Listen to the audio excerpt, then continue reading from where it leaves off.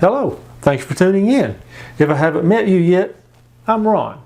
In this video, I'm going to show you how I made this photograph, which became a little bit controversial on social media.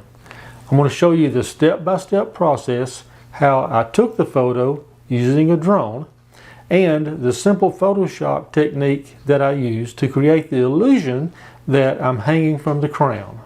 Let me give you a little bit of background information. Back in July, just before Independence Day, I published this video which shows me out on my driveway using a pressure washer to draw the Statue of Liberty. I was fortunate that this video got a lot of exposure on local news stations. One, an NBC affiliate, came out and did a story on location and interviewed me out on the driveway. Another one, a Fox affiliate, invited me to their studio and we did an interview there where they showed clips from the video as well as a few photos that I had published also on social media. Then the story went national. NBC and Fox affiliate stations all over the country showed the story on their newscast as well as posted on their social media along with some of the photos that I had shared. Now, I looked through their social media accounts and there were literally thousands of comments, and most of them were very favorable and very kind and complimentary, and I appreciate that. But there's always those few, right?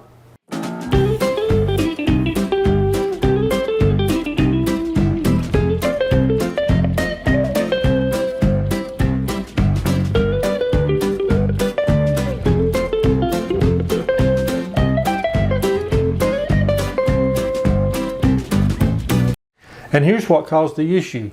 This photo that I used for my thumbnail on my YouTube video, as well as posted it along with other photos that I had done on my social media account. Because of this little Photoshop trick that I did right here, people started saying all the photos were fake and the whole video was fake. The whole thing had to be AI generated because nobody could really do that, right? At that scale without patterns, and you couldn't get patterns that big, so the whole thing just had to be fake. And a handful of people were just downright ugly about it, and I'm not going to show you their comments. First, I want to show you how I took the photo by myself using a drone. Now, if you're a drone pilot, you've probably already figured this out. It's really pretty simple. If you're not a drone pilot, don't worry, I'm going to explain it to you step by step. So we're going to go outside and I'm going to use the exact same process to recreate the photo. This is the DJI Mavic 2 Pro drone that I used to take the original photograph and video with. And this is the controller, and I use a Samsung tablet for my monitor. Okay, so I did all of this 100% by myself. And you may ask, obviously in the picture, I'm not flying a drone, so how can you do that?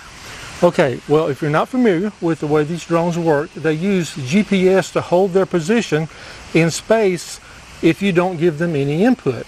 So you can literally fly a drone up anywhere, and if you don't give it any input from the controller, it will just stop and hover there. So it's as if you could place a camera up in the air anywhere you want to, and if you don't tell it anything different, it will just stay wherever you leave it.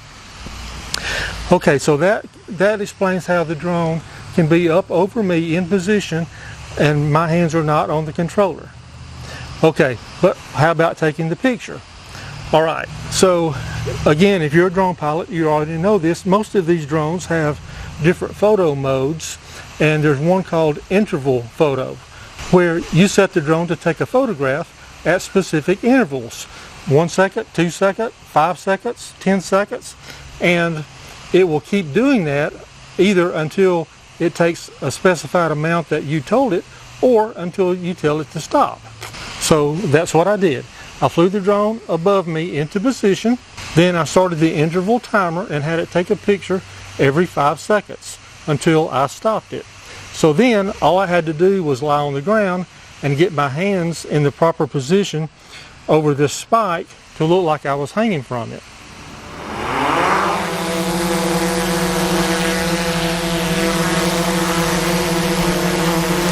See, I'm not giving any input to the drone, and it's holding its position perfectly right there. It'll stay there until I tell it otherwise, or until the battery runs down, and then it'll just land.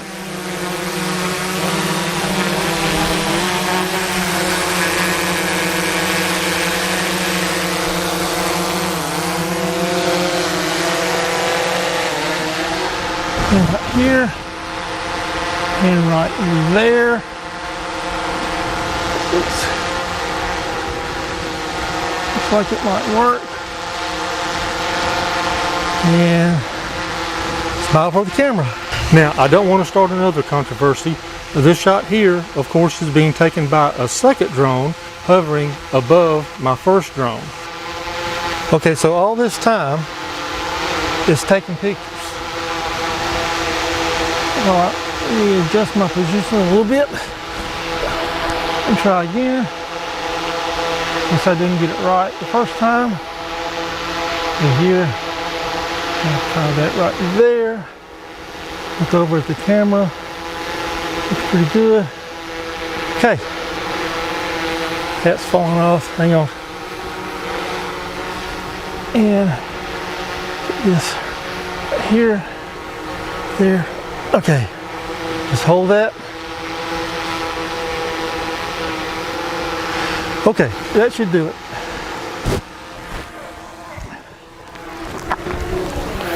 Okay, so now let's move on to the Photoshop part of this. Okay, now that we know how the photo was taken, let's look at it in Photoshop and see how it was processed. Okay, because this is a RAW file, I have it open here in Adobe Camera Raw. And I'm just going to start out with making some very basic exposure corrections.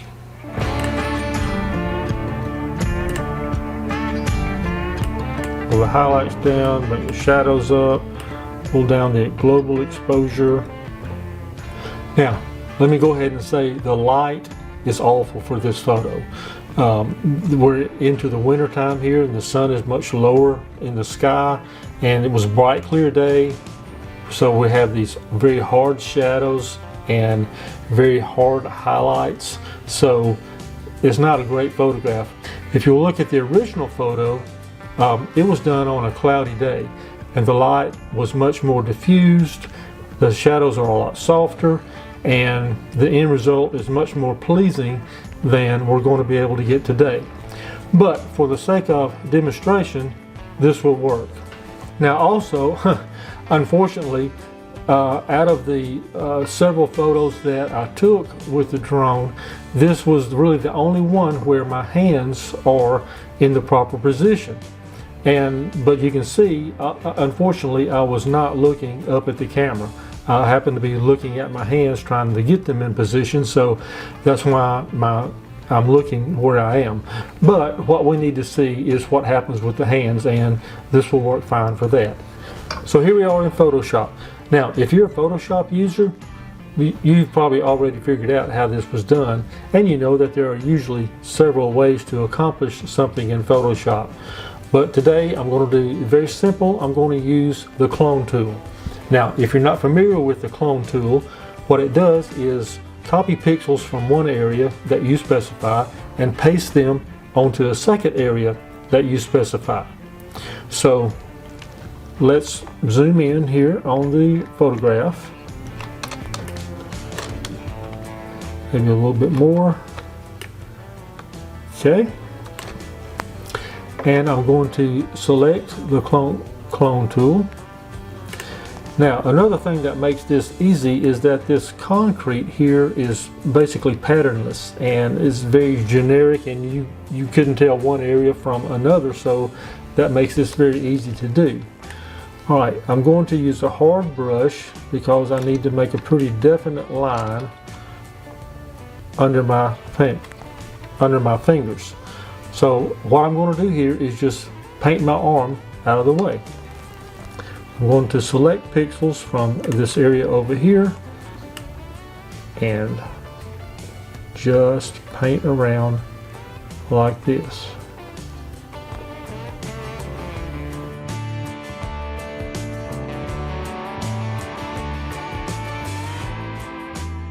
Now if the arm goes away, the shadow goes away as well, right?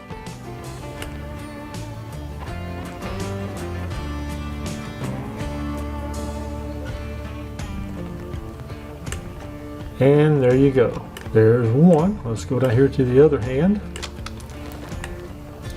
Make my brush a little smaller. I'm going to do the same thing. Copy pixels from right here and then paint over my hand.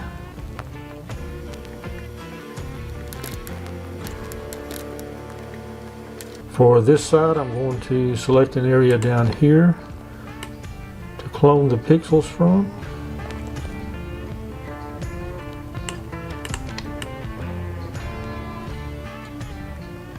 And again, if the arm goes away, the shadow has to go as well.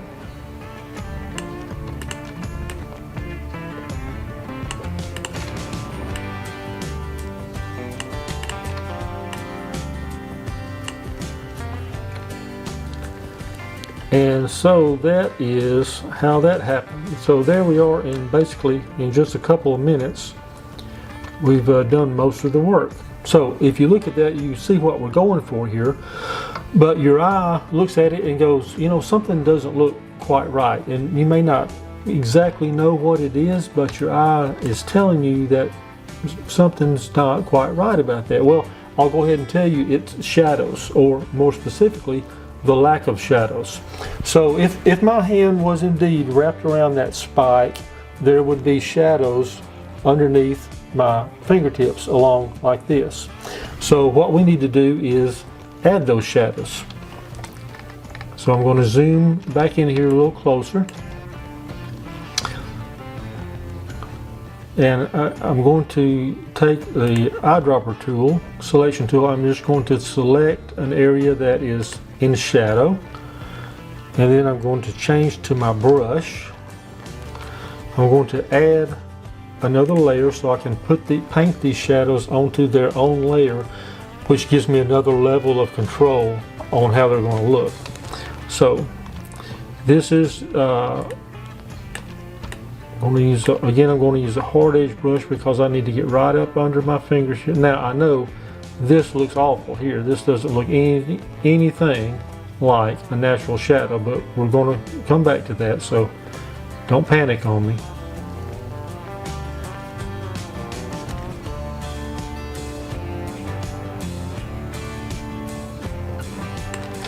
Okay, let's go down to the other hand and go ahead and paint in where the shadows might be there, not so much along the side there.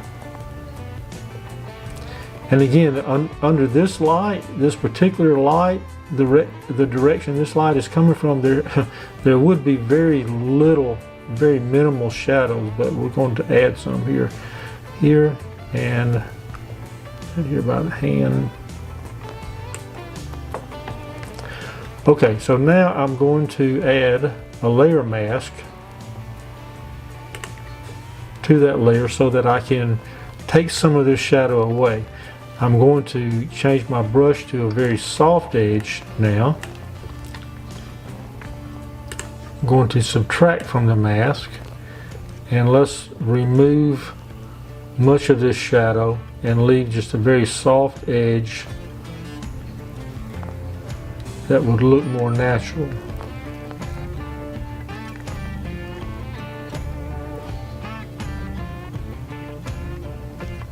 Really, in this case, there would be very little shadow,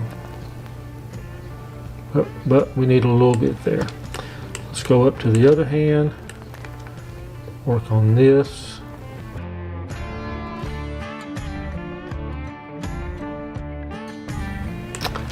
So that looks a little better, but the shadow is too dark. All right, so since they're on their own layer, we can simply reduce the opacity of that layer and soften them down to where we want them. Okay, so there we are. A little bit of shadow under there helps sell the illusion. All right, so if we zoom out and look, oh, well, there's my controller over there in the way, huh? All right, well, same thing. I'm going to use the clone tool again, come over here and use a very soft brush, select an area about here to copy from, and simply paint it out. And there it goes. Okay, so there is the full frame of the photograph that we did today. And here is the original one from back in the summer. As you can see, as I mentioned, the light for this one was so much more better, and the whole effect just worked better. Here's the one from today, and here's the original. And so you can see, simple Photoshop technique, no AI generated content. So that's how the photo was done. Pretty simple, right? No AI. Now, if you still don't want to believe that the video is genuine, I've done this twice before on my driveway. The first time was over 5 years ago, before AI was even a thing. And the second time was about 3 years ago, again before AI was generating this type of content. And I have videos of those two pieces as well. And if you're curious enough to want to see those, they'll be linked at the end of this video, as well as there are links in the description. I know we're seeing a lot of AI content now in images and videos, and sometimes it is hard to tell what's genuine and what's not. But just because you might not understand how something was made doesn't automatically mean it's fake or AI generated. There are still people out there with talent and skills and abilities who can create beautiful things with their imagination and their hands and their heart. So don't give up on these artists and photographers and videographers and wood carvers and sculptors who still make beautiful, genuine creations.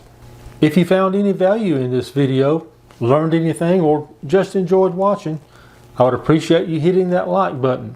And if this is the type of content you like, you might consider subscribing to my channel. But in any case, I appreciate you watching, and I hope that you'll be back soon for another video.